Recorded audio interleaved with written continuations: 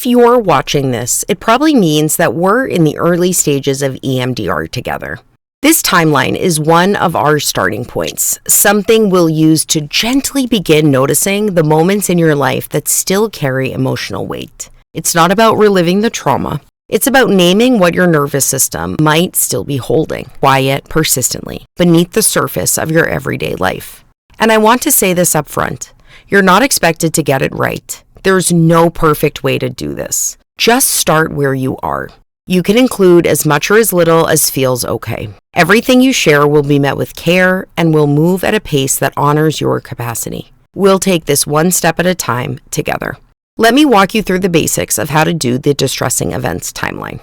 Before we get to the actual worksheet, I want to show you something that might help as you start thinking about the kinds of experiences to include. Some of the most powerful parts of EMDR work aren't just the events themselves, but the meanings our nervous systems took away from them. This image shows examples of beliefs people often carry after hard or confusing experiences, especially when those experiences happened early in life or when they felt overwhelming. On the left side of the chart, you'll see common negative beliefs like, I am powerless, I'm not good enough, or I should have done something. These aren't just thoughts, they're survival strategies, beliefs we formed to make sense of the pain, to stay safe, or to avoid it ever happening again. On the right side, you'll see adaptive beliefs. These are the kind of thoughts we work toward in EMDR, like I am okay as I am, I can trust myself, or I did the best I could. You don't need to decide what you believe yet. But as we start identifying moments for your timeline, this list might help you notice what stuck and what still needs space to heal.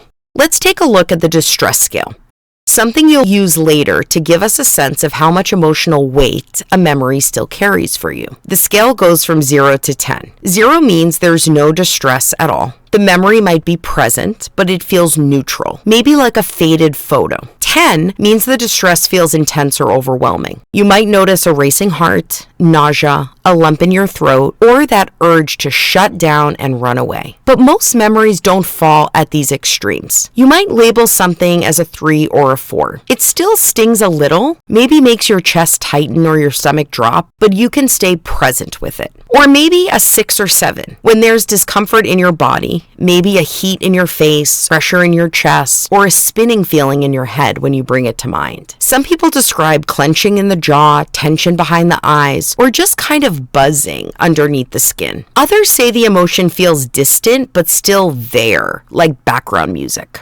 There's no right number. All you're doing is noticing what your body and emotions are telling you right now. It doesn't need to be precise, just honest. We'll use this scale to help us decide what to work on and how gently we need to go. Let me show you what it can look like when we start putting it all together. Here's an example from my own life, just to give you a sense of how simple and meaningful this process can be. When I was about 5 years old, my dad came home from a business trip and gave me these little button covers. They were tiny glass fruits. I thought they were so magical. I was excited and I ran outside to show my friends. Somewhere along the way, most of them fell off and they were completely lost. I remember feeling devastated. When I came back inside to explain what happened, my dad got really upset. He told me I was selfish and ungrateful. And I remember standing there, not really even understanding what I had done wrong, just feeling this deep, hot wave of shame move through me. That moment stayed with me for a long time. Thankfully, I got EMDR and no longer have distress over this memory and others. But before I did reprocessing, here's how I would have completed the timeline. The event was called button covers. The age was 5. My distress level was 8. My cognition was I'm a bad person. And some of the miscellaneous feelings or memories or thoughts I had included stomach in my knots, chest tightness, and reminder of summer camp.